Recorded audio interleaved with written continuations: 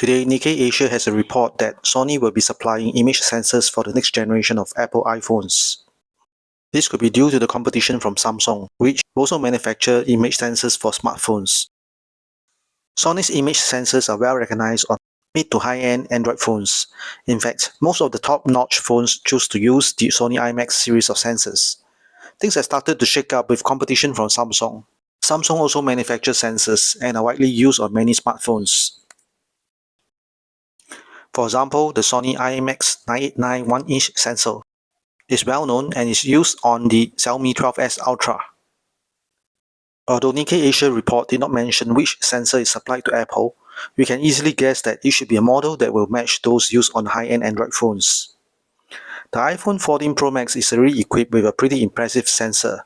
If it is to pair up with Sony's sensor, the Apple smartphone will be able to replace standalone cameras.